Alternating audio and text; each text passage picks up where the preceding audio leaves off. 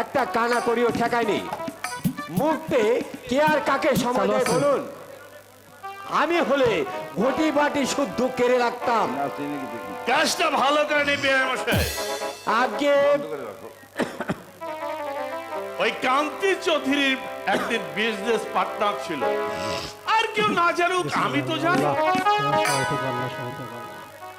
কোন উল্টা পাল্টা হিসেব দেখিয়ে 1 বছরের মধ্যেই একেবারে কারবারটা ডগে তুলে দিই। শুনছো? বিআই চিঠি দিয়েছে, বৌমা নাকি এখানে আসবে না। কেন? আমাদের এখানে বয় নেই, পুকুরে স্নান করতে হয়, আর বিভিন্ন ধরনের অজুহাত। আমি তোমাকে তখনই নিষেধ করেছিলাম, ওই অরুর বিয়ে ওখানে কিছুতেই তুমি দেবে না।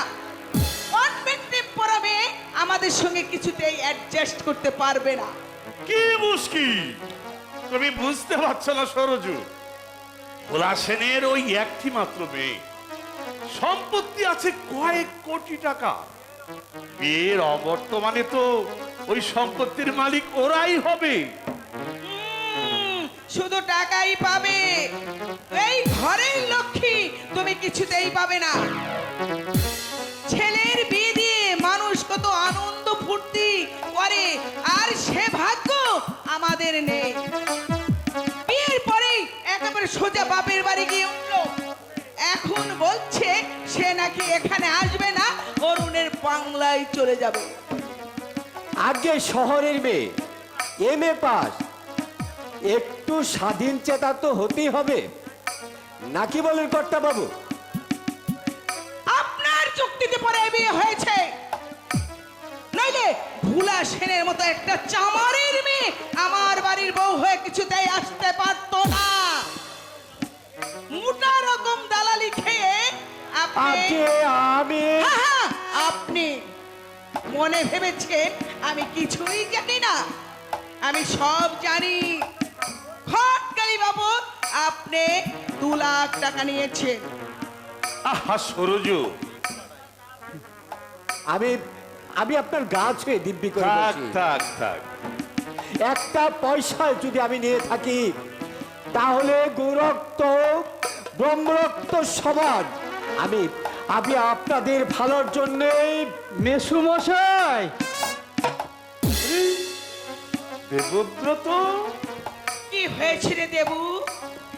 সাবু কি? না বড় মা, বাবা বাবা মানে কান্তি তো পরশুই তো আমার এখানে এসেছিল, তাই না? হ্যাঁ কর্তা বাবু, দাঁড়িয়ে অনেকক্ষণ গল্প দাঁড়িয়ে অনেকক্ষণ আমার সাথে আলাপ গল্প করলো। ছেলেরা মানুষ হলো না রায় মশাই। এমন সৎ মানুষটা অকালে চলে যাবে আমি ভাবতেই পারিনি। কান্তি আমার কাছে কিছু সাহায্যের জন্য এসেছিল। আমি যদি ঘনাক্ষরে বুঝতে পারতাম যে এই দেখায় আমাদের শেষ দেখা। আমি ভাবছি হতভাগী সাবিত্রীর কথা। জীবনটা ওর দুঃখে দুঃখে কেটে গেল, সুখের মুখ সে আর কোনোদিনই দেখলো না। এই কি হয়েছিল রে দেবু? সেই পুরনো অশোক পক্ষাঘাত আপনাদের এখান থেকে রওনা হয়ে বাড়ি পর্যন্ত পৌঁছাতে পারিনি, পথের মাঝে। তোমাদের সান্ত্বনা দেওয়ার ভাষা আমার নেই দেবু। তবে মা বাবা চিরদিন বেঁচে থাকে না। এই ভালো হয়েছে তোমার বাবা রোগ যন্ত্রণায় ভুগছিলেন। হ্যাঁ কর্তা বাবু, ভগবান যা করেন সকলের মঙ্গলের জন্যই করেন। সাবু বুঝি খুব ভেঙে পড়েছে না রে? হ্যাঁ হ্যাঁ বড় মা, বাবা মারা যাবার পর 2 দিন 1 ফোঁটা জল পর্যন্ত মুখে দেয়নি, শুধু বলছে নিষ্ঠুর বিধাতা একই করলে দেবু, কোন পাপে আমাদের এই জীবন যন্ত্রণা। ভেঙে পড়াটাই স্বাভাবিক। সমস্ত আত্মীয় স্বজনের কথা উপহার করে বাবার নীতি নিষেধ অমান্য করে বিয়ে করলো কান্তিকে। আমার মনে হচ্ছে সরজু তোমার একবার সাবিত্রীর সঙ্গে দেখা করা দরকার। আর কিছু না হোক, তুমি একটু সান্ত্বনা তো দিতে পারবে। না না মেসো মশাই, মা বোধ হয় বর্মার সঙ্গে দেখা করবে না। কেন? মা বললে ওরা বড় লোক, টাকার অহংকারে ওরা আমাদের মানুষ বলে গণ্য করে না। দেবু, হ্যাঁ বড় মা, আমাকে বলে তুই ওদের বাড়িতে যেতে পারবি না দেবু। আমি দূরে দূরে ভিক্ষে করে স্বামীর শেষকৃত্য সম্পন্ন করব, তবু ধরি আত্মীর কাছে হাত পেতে দাঁড়াবো না।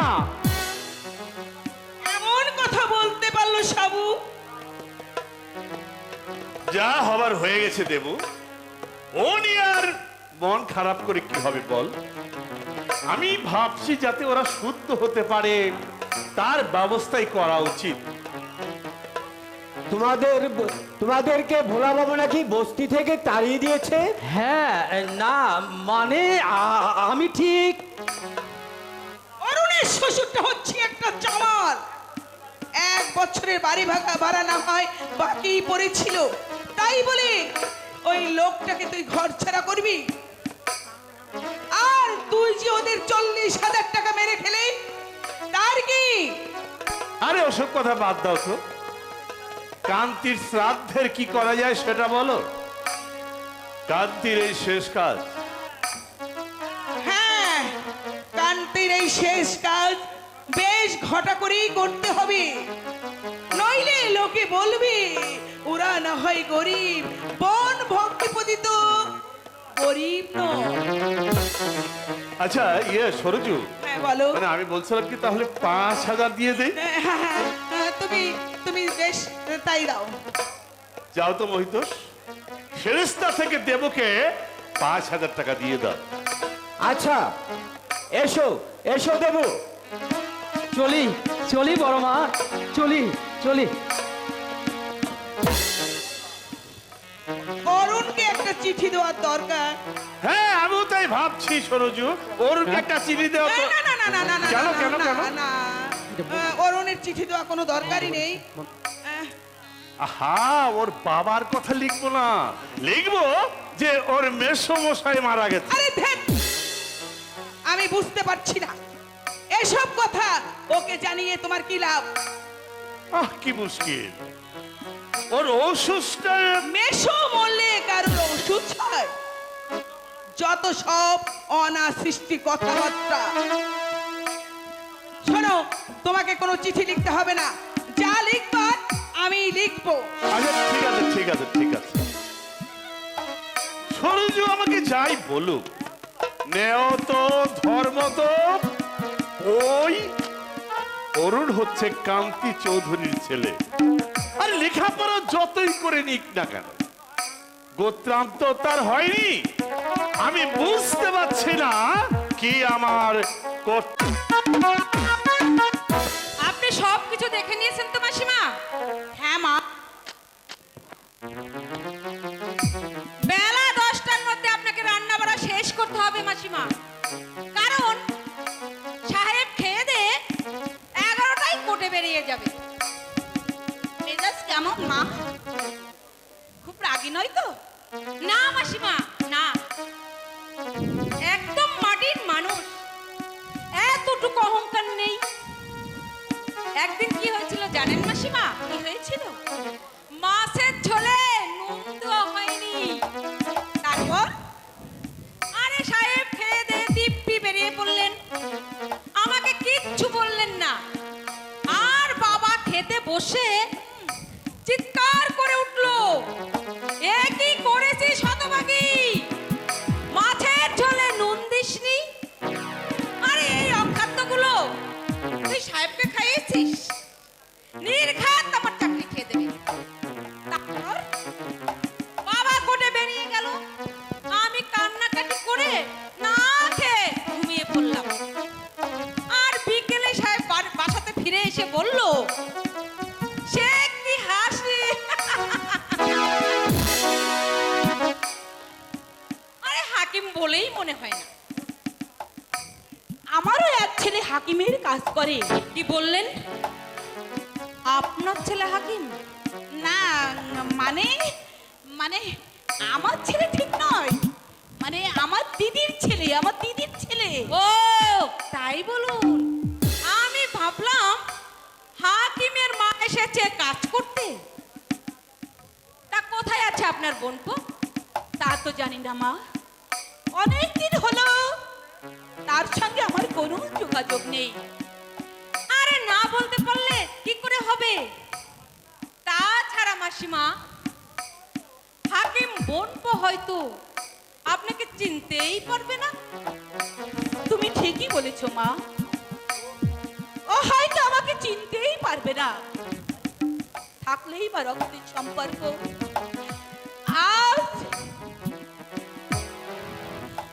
আজ তার ভিখারিকে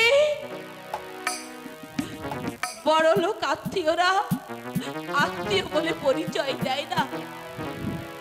কথাটা বলাই আমার ভুল হয়ে গেছে মা। নীলা, নীলা, সেই ভদ্র মহিলা কি এসেছেন? হ্যাঁ, এই যে ইনিই কাজ করবেন।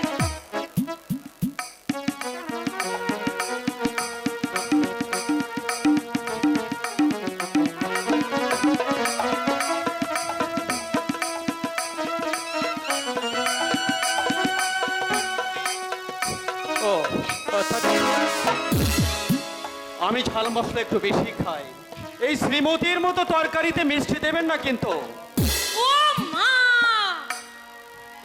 আপনি তো ভারী মিথ্যে কথা বলতে পারেন। আমি বুঝি তরকারিতে। একেবারে চিনি ঢেলে দাও। আরে এখন তো সে কথা বলবেনি। আরে রান্নার লোক যে এসে গেছে। নীলা, আমার মনে হয় সমস্ত কাজ উনি একা সেরে উঠতে পারবেন না। চেহারা দেখে মনে হচ্ছে নিতান্ত দায়ে পড়েই কাজ করতে এসেছে। আচ্ছা, বাড়িতে আপনার কে কে আছে? দুটি ছেলে আর অসুস্থ স্বামী বাবু। ছেলেরা ছেলেরা কিছু করেন না? বড়টা বিয়ে পাশ করে বেকার হয়ে বসে আছে বাবু, আর একটা নেহাত নাবালক। কিন্তু এই সামান্য মাইনে দিয়ে কি করে চলবে আপনার? বাড়ি কি নিজেদের না ভাড়া বাড়িতে থাকেন? বস্তিতে থাকি বাবু। তাহলে এক কাজ করুন, আমার আউট হাউসে অনেকগুলো ঘর খালি পড়ে আছে, সবাইকে নিয়ে আপনি ওখানে উঠে পড়ুন। আচ্ছা, আপনার খোকা খোকা কি পড়ালেখা করে? ক্লাস 5 পর্যন্ত পড়েছে, আর আমি পড়াতে পারিনি বাবু।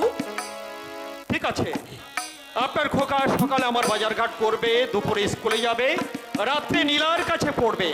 এর জন্য গোটা 10 টাকা আপনাকে আমি বাড়িয়ে দেব। আপনার ঋণ আমি জীবনেও শোধ করতে পারবো না বাবু। আমার মতো দুর্ভাগ্য নিয়ে এই পৃথিবীতে বোঝায় আর একটু নেই বাবু। দারিদ্র্যের নিষ্পৃষণে দম আমার বন্ধ হয়ে আসছে। চারিদিকে শুধু সীমাহীন অভাব, সীমাহীন অভাব। কচি কচি বাচ্চাটার মুখে একটু ভাত আমি তুলে দিতে পারি না আপনি আপনি কাঁদবেন না, ব্যবস্থা একটা হবেই। বাবু। হ্যাঁ মাসিমা, অরুণদা যখন আপনাকে ভরসা দিচ্ছে, সবাইকে নিয়ে আপনি এ বাড়িতে এসে পড়ুন। আসবো মা, আসবো, কিন্তু এ মাসের বাড়ি ভাড়া না দিলে। ও আচ্ছা, এই 50 টাকা রাখুন, দেনা শোধ করে সবাইকে নিয়ে আপনি চলে আসবেন। না বাবু, 2 মাসের মাইনে আগাম নিলে। ভয় নেই, এই টাকা আপনার মাইনে থেকে কাটা যাবে না। আপনার পরিজনদের আমি না খাইয়ে মারবো না। নিন, টাকাটা ধরুন। কিন্তু বাবু, সংকোচ করছেন কেন মাসিমা? আরে নিন, টাকাটা নিন না। দিন বাবু। দেনা শোধ করে সবাইকে নিয়ে একটা গাড়িতে করে চলে আসবেন। আজকের ডাকের চিঠিটা এসেছে।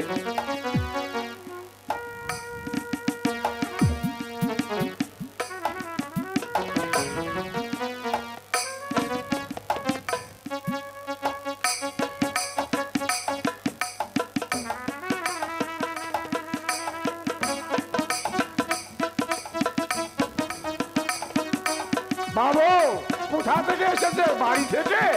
হ্যাঁ কোন দুঃসংবাদ নাকি অরুণদা? হ্যাঁ নীলা, আমার মা লিখেছেন আমার এক বেশমশাই কান্তি চৌধুরী নাকি মারা গেছে।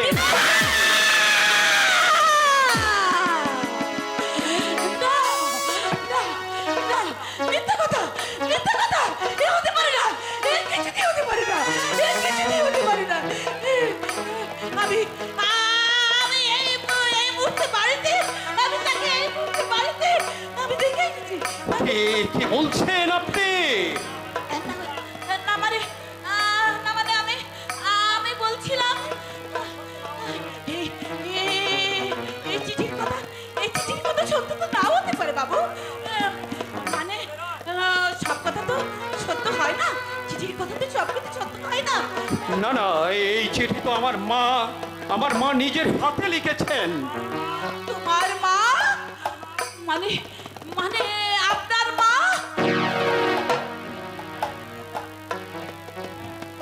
হ্যাঁ, এই তো আমার মা লিখেছেন। তোমার মেসমশাইয়ের মেজ ছেলে দেবব্রতর মুখে সংবাদটা আমি পেলাম। দেবু দেবু বলেছে আমার কথা?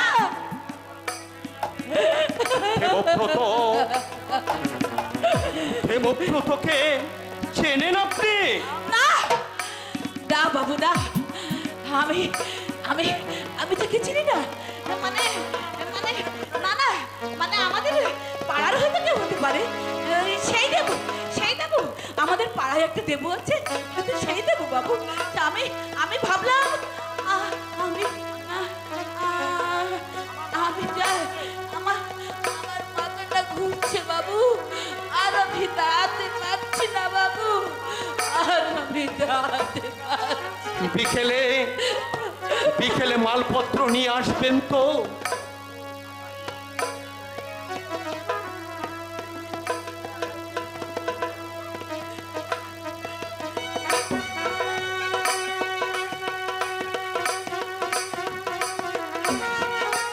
কি দেখছেন অমন করে?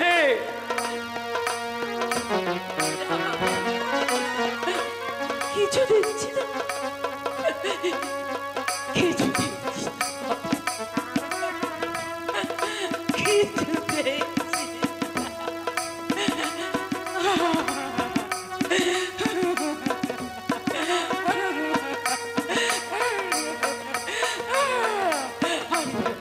আসবো বাবু, সবাই নিয়ে এখানে আসবো, আমাকে আমাকে যাইতে হবে বাবু।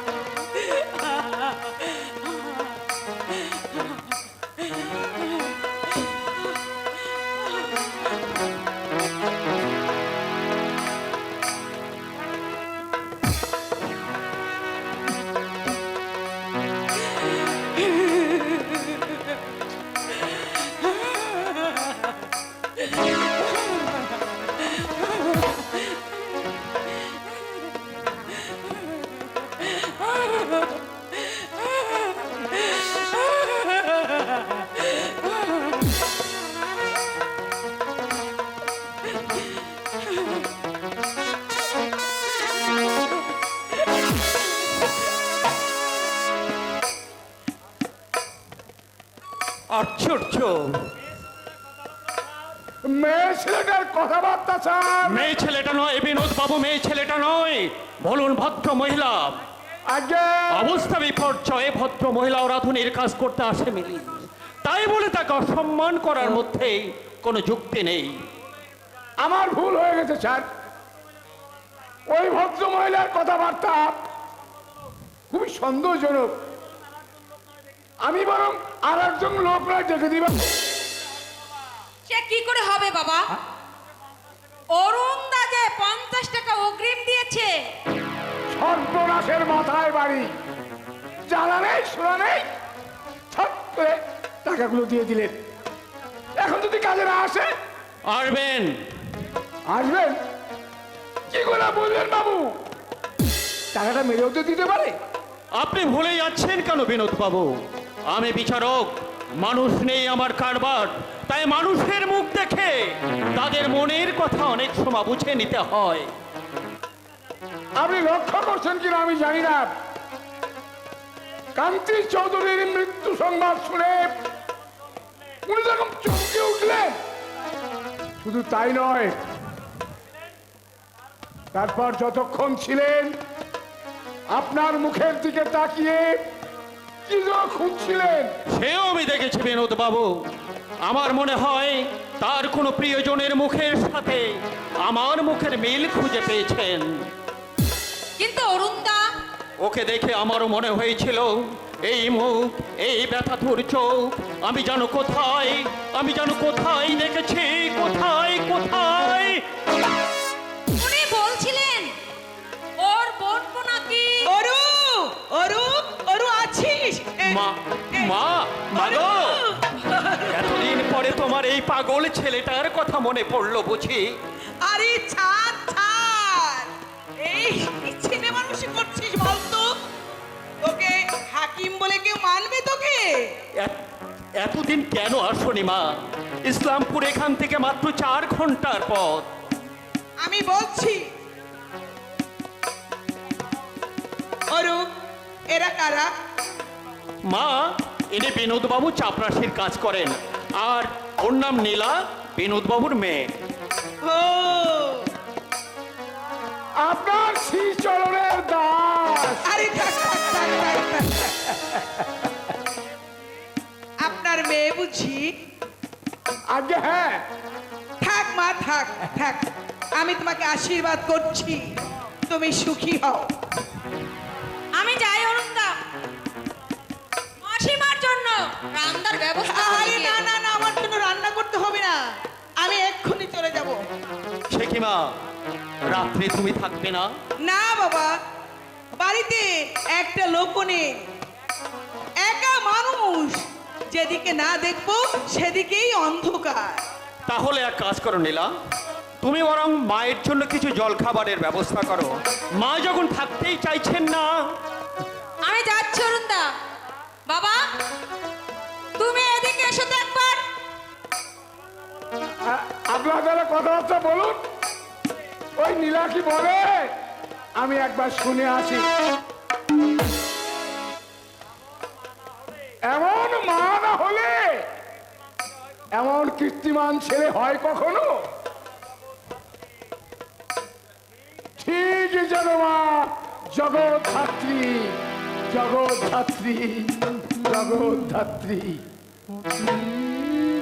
অরু, মা, আমার চিঠি পেয়েছিস বাবা? হ্যাঁ মা, এইমাত্র পেলাম। কিন্তু ব্যাপার কি বলো তো মা, আমার কোনো মেসমশাই বা মাসিমা আছে, এই কথা তো তুমি আগে কখনো বলনি। হ্যাঁ, ওদের ব্যবহারেই আমি বলিনি। কি রকম? তোর মেশোটা ছিল একটা পার মাতাল, নরকের জঘন্য কিনো। থাক মা, যে মানুষরা স্বর্গে চলে গেছেন তার সম্বন্ধে এরকম কথা তুমি নাই বা বললে। কে বলেছে মরেছে? মা, অমন বজ্জাতের কখনো মরণ হয়? যেমন বাপটা হচ্ছে মাতাল, তেমনি তার ছেলেটা চোদ চালিয়া। তোমার কথা তো আমি ঠিক বুঝতে পারছি না মা। শোন, দিন তিনিক আগে তোর মেশুর মেজো ছেলে গলায় ধরা কাছে বেঁধে তোর বাবাকে এসে বললে বাবা মারা গেছে। তারপর তোর বাবার মনে এতটুকু সন্দেহ হয়নি? পারলৌকিক কাজের জন্য একদম নগদ 5,000 টাকা দিয়ে দিয়েছে। একবারও ভাবেনি যে ওই চোরটা মিথ্যে কথা বলছে। অ্যাকচুয়াল ঘটনা হচ্ছে মেসমশাই মারা যায়নি, এই তো? না, খুব মাথা কাটিয়ে ফন্দিটা বের করেছে জানো মা। তুই হাসছিস অরু, রাগে আমার সর্বাঙ্গ জ্বলে যাচ্ছে। হ্যাঁ, তোর বাবা অবশ্য থানায় একটা ডায়েরি করেছে। কি দরকার ছিল এসব নিয়ে থানা পুলিশ করবার মা? গরিব আত্মীয় না হয় 5,000 টাকা ঠকিয়ে নিয়েছে, কি বলছিস তুমি অরু? বাবাকে নিষেধ করে দাও মা। কি দরকার আত্মীয়ের সাথে ঝামেলা করে? তোমাদের আছে, ওদের নেই, আর নেই বলেই তো নিয়েছে মা। তুই জানিস না বাবা, ওদের পিছনে আমি কত টাকা খরচ করেছি। দুটো মেয়ের বিয়ে দিয়েছি, গোপনে ছেলেদের পড়ার খরচ দিয়েছি। সেই কৃতজ্ঞতা বোধ আছে ওদের? আচ্ছা মা, মেসমশাই যে বেজে আছে, এই খবরটা কে দিলেন? তোর বাবা নাকি এই শহরে কোথাও কি দেখেছে? ও, ওরা তাহলে এই শহরেই আছে? হ্যাঁ, কিন্তু সাবধান অরু, কান্তি চৌধুরীর বংশে কাউকে এতটুকু আশ্রয় দিবি না। ওরা মানুষ না, মানুষ নামে হচ্ছে ওরা কুকুর সাপ। মা, আমি যদি তোকে 10 মাস 10 দিন গর্ভে ধারণ করে থাকি, তাহলে আমার মাথার দিব্যি রইল। ওদের সঙ্গে তুই একটু সম্পর্ক রাখবি না, কথাটা মনে থাকে। আর যদি রাখিস, তাহলে মা, তুই তোর মা, মায়ের মরা মুখ দেখবি, মরা মুখ মা, দেখবি। কি আশ্চর্য! হ্যালো, হঠাৎ মা এমন উত্তেজিত হয়ে উঠলেন কেন? মাত্র 5,000 টাকার জন্য? না, কিছুই কিছুই আমার মাথায় আসছে না, কিছুই আমার মাথায় আসছে না।